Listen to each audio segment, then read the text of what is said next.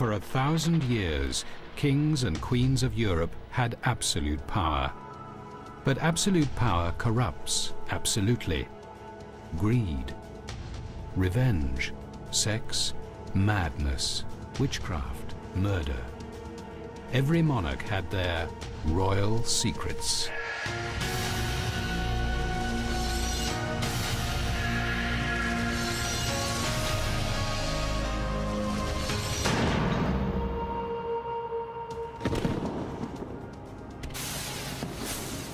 Every year on the 5th of November, the British celebrate a plot to kill a king.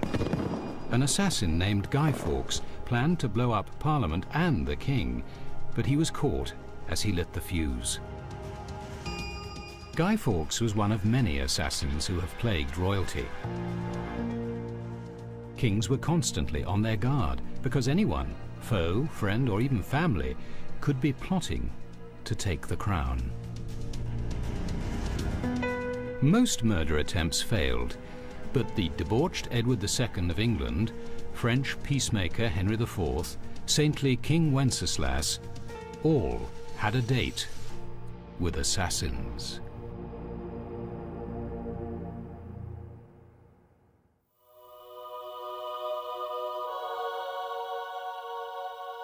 In the Czech capital of Prague, a chapel was built in the cathedral to honor the 10th century King Wenceslas. Murals on its walls depict the king's life and sudden death.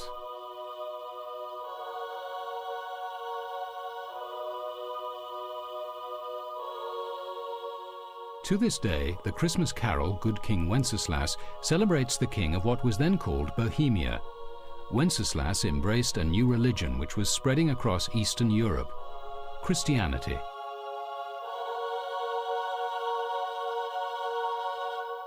The arrival of Christianity tore families apart in the kingdom.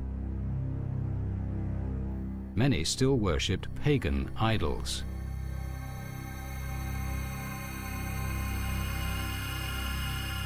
The royal family was no different.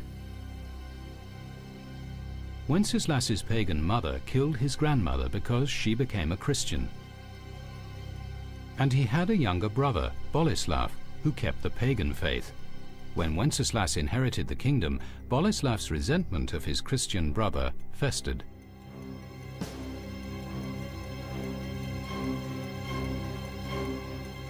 Wenceslas was so devoted to the new religion, he took a vow of chastity, guaranteeing he would never have an heir. When Boleslav had a son who would succeed when Wenceslas died, the royal line was destined to pass to the younger brother. Still, he remained jealous of the pious Wenceslas.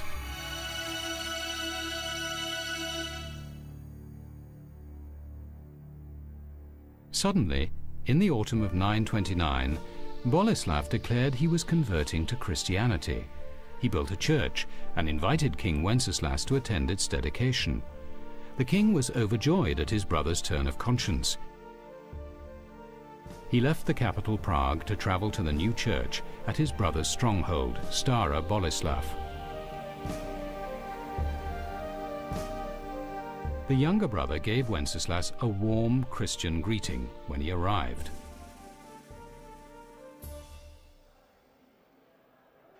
But that evening, a feast honoring the king's visit and Boleslav's conversion took on an ominous air. As the wine flowed, Boleslav's intoxicated knights forgot their reputed Christian piety.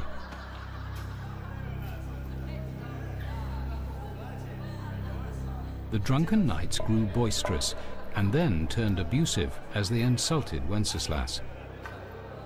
His brother Boleslav did little to restrain them. Tension grew as the knights stood with unsheathed swords, but King Wenceslas's guards challenged them.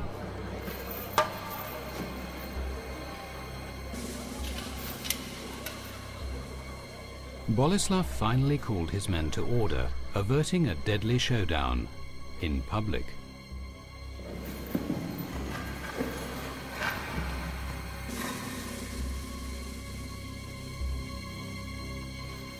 When Wenceslas got up to go to bed, the drunken knights crowded around, menacing him.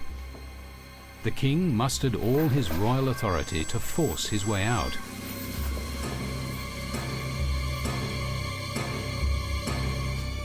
Boleslav pointedly failed to help his brother to the door.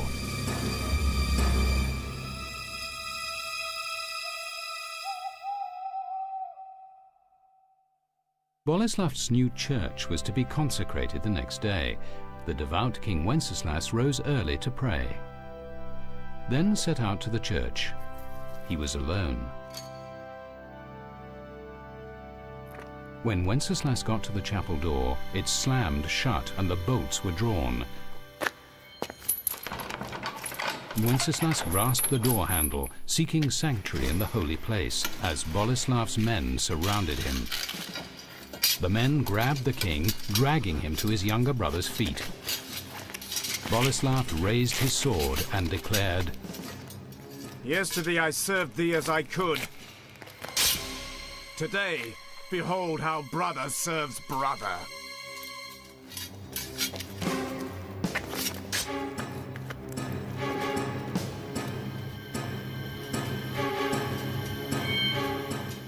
Boleslav had invited his brother to his own funeral.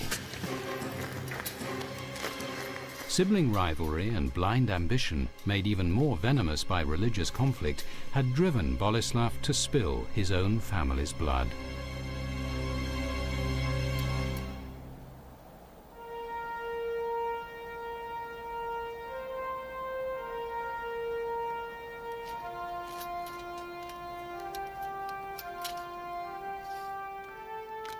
With Wenceslas dead, Boleslav seized power and vowed to rid his country of the new Christian religion.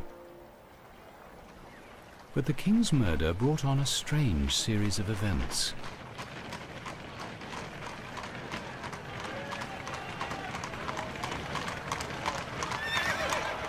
When the horse-drawn hearse bearing Wenceslas's body entered Prague, the horses suddenly stopped in front of the main prison. The driver whipped them on, but they wouldn't budge. The horses held their ground until jailers released men unjustly imprisoned by Boleslav.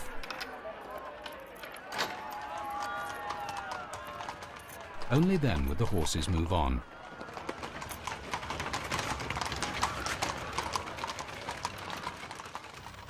Other miracles followed.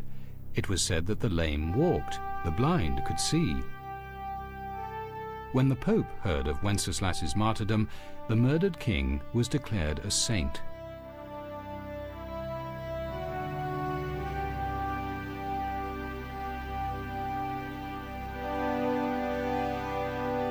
The church then put pressure on Boleslav to show respect. He was forced to dig up his brother's body and move it to a new cathedral in the center of Prague. Saint Wenceslas's reputation spread across Europe. This sword and this helmet, relics of the king's last hours, have become national treasures.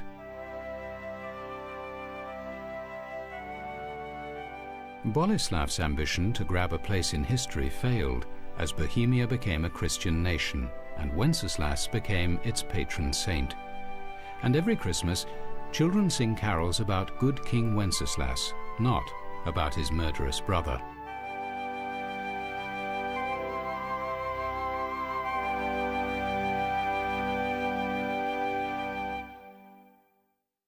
Royal assassination came not only to the saintly. The evil sometimes had their just deserts. Witness the saga of England's Edward II. This unpopular royal ruled in the 1300s. His tyrannical reign blooded by gruesome executions. Official word claimed he died in his sleep. So in the last hours of his life, what were the awful screams coming from his window?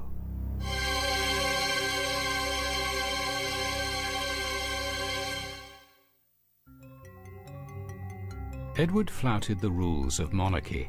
He ignored senior advisors, insulted barons and nobles, confiscated their lands, and squandered the treasury on the whims of his favorites. Some of these young men were rumoured to be his lovers. Edward was forced to make a diplomatic marriage to French Princess Isabella, but he soon neglected her and returned to his male lovers. Alienating both the nobles and his wife, King Edward had made a powerful set of enemies. The Queen took a lover, Lord Roger Mortimer. To be rid of Isabella, the King sent her to France as his ambassador. With the Queen gone, Edward accused her lover, Mortimer, of treason and condemned him to death in the Tower of London.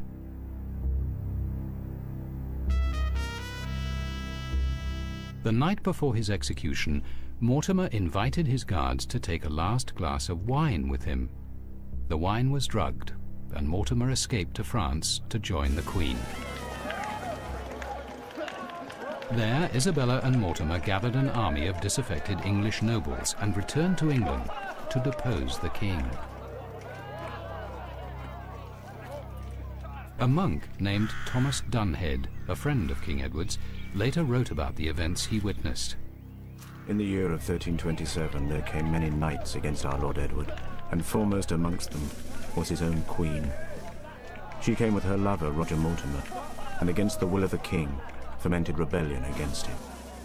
Arriving in London, Queen Isabella encouraged her subjects to rise up against Edward.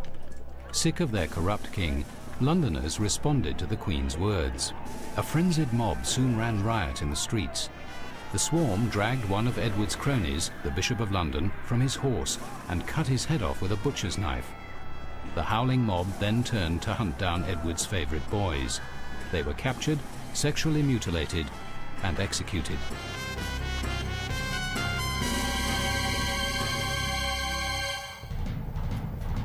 Edward realised all was lost and fled towards Wales, hoping to catch a ship to Ireland. But the Queen's men overtook him before he reached the coast. King Edward II was brought to Kenilworth Castle to face the fury of his barons. Then there came to Kenilworth the bishops, earls and barons, and they recited to our Lord the King his shortcomings. He quite freely admitted that he had governed badly, and with tears and on his knees he cried for mercy for this, and asked them to pardon him. As the king bowed his head, the Lord of Edward's court broke the royal staff of office, declaring the king's household dissolved. He threw the pieces at the grovelling king. Edward's abdication meant Queen Isabella could put their young son on the throne. Since he was only a boy, Isabella and her lover Mortimer effectively controlled England.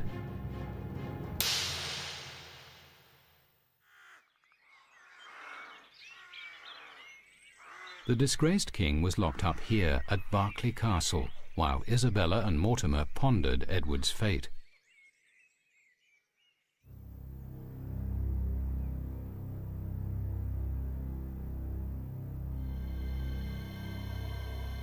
One night, Edward's friend, the monk Thomas Dunhead, slipped into the castle.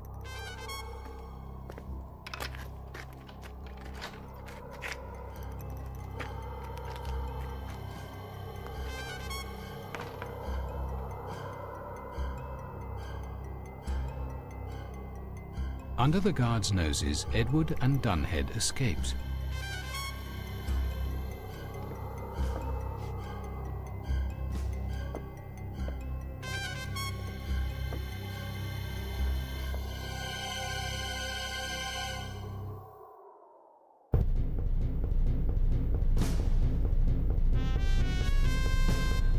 Afraid that King Edward would lead a revolt against them, Isabella and Mortimer ordered a frantic search.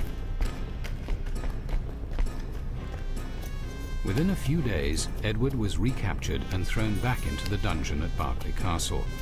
A hideous fate awaited him.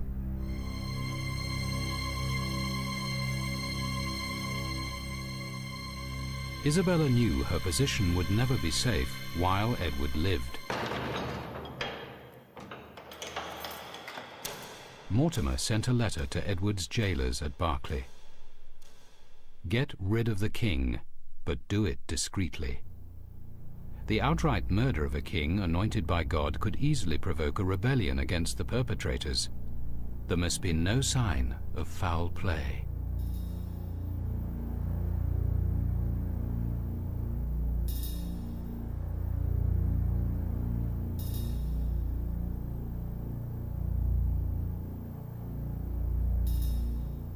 While Edward was kept in his cell, a pit next to it was filled with rotting animal corpses. Though the king lay for days gasping in the putrid air, the toxic fumes failed to suffocate him. Another method had to be found. The solution the assassins reached was ingenious and horrific. The monk Dunhead described the terrible events. They came rushing in on him suddenly, as he lay in his bed.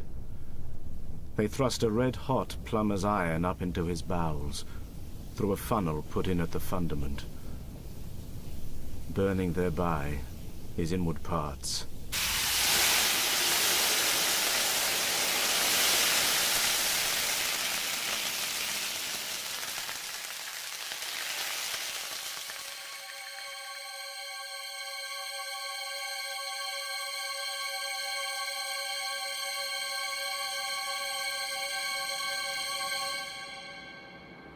The king's death was excruciating. Even though the killers had taken care to make the murder as quiet as possible, several people on the other side of the castle walls heard screams that night, but they were too afraid to speak out.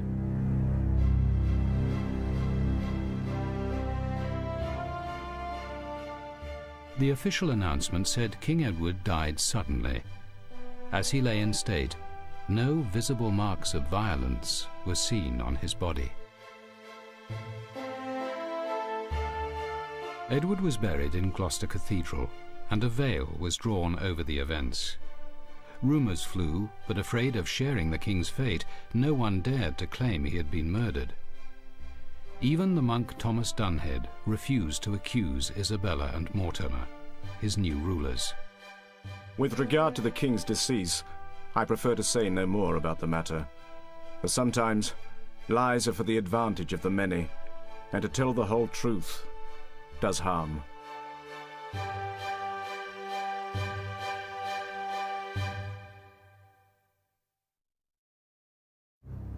Edward II's assassination was a secret killing, but Henry IV of France repeatedly faced public attempts on his life. Ruling at a time of religious strife, Henry survived 19 assassination attempts by the time he was 53.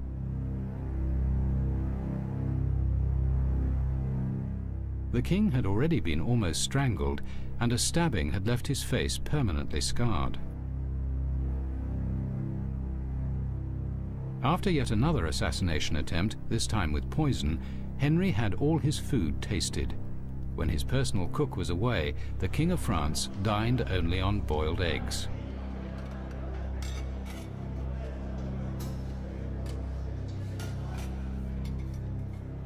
Religious conflict raged between Catholics and Protestants in 16th century France.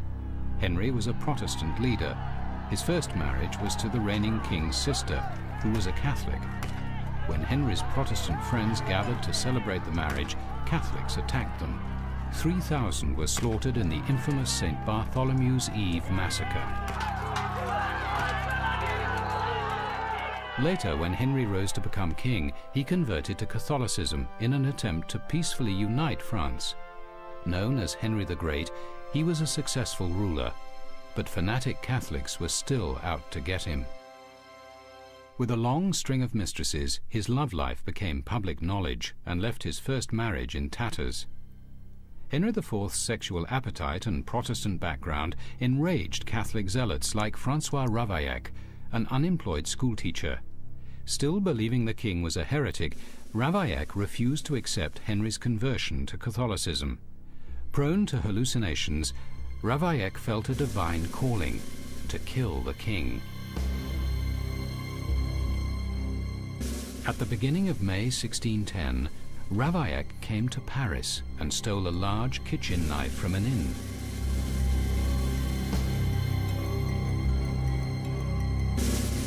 For days he stalked Henry, but he couldn't get past the king's guards. By Friday, May the 14th, the deranged Ravaillac was about to give up his mission when fate intervened. On the same day, King Henry was preparing to greet his second wife, who had been crowned in Rheims Cathedral and was to make a ceremonial entrance into Paris. A day of festivities was planned. That afternoon, the king set out to inspect preparations for her arrival.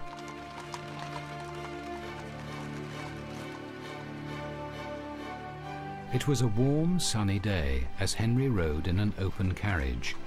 He left the Louvre Palace and moved along the Rue Saint-Honoré before turning into the Rue de la Ferronnerie.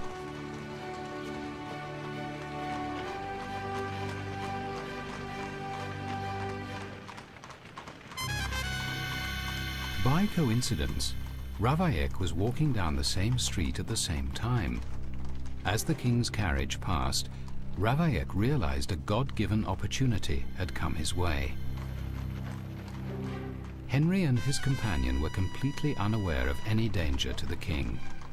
After surviving 19 attempts on his life, Henry's luck was finally running out.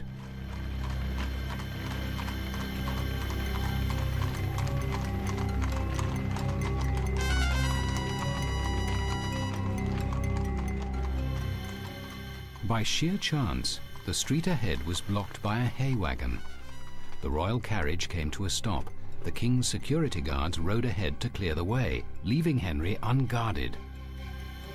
Ravaillac seized the moment.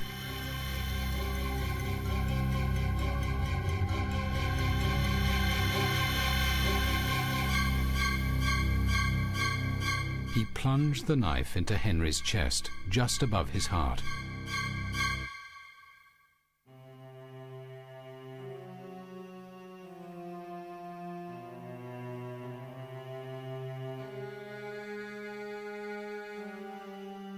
Henry IV died instantly, but his death was concealed from the public for fear of riots.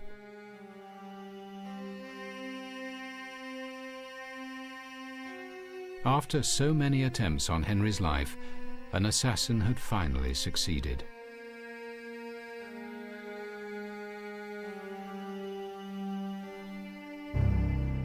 Ravaillac was taken for questioning to the Conciergerie, the infamous torture chamber of Paris. Royal security guards were convinced Ravaillac was a pawn in a conspiracy to overthrow the crown and impose a strict Catholic state on France. He was tortured to name his accomplices. His foot was crushed in a vice known as the boot. The arm that wielded the knife was plunged into burning sulfur. His flesh was first torn off with red-hot pincers. Then he was drenched with molten lead and boiling oil. The torture lasted 2 weeks, but throughout his ordeal, Ravaillac swore he acted alone. His torturers finally accepted he was telling the truth. On the 27th of May, 1610, Ravaillac was taken to Notre Dame Cathedral to atone for his crime. Then he was led here to the Place de Grève, the public execution square. A huge, furious crowd was waiting. The assassin's arms and legs were roped between 4 strong horses. They pulled in opposite directions. Ravaillac's body was stretched for an hour and a half before it ripped apart. Finally, the crowd hacked what was left of Ravaillac into tiny pieces. Edward II, Henry IV, King Wenceslas were examples to other monarchs. Saintly, good or evil, royals always faced the threat of murderous plots launched by their foes, or even by their own families. The assassin's message was clear: a king can never trust anyone.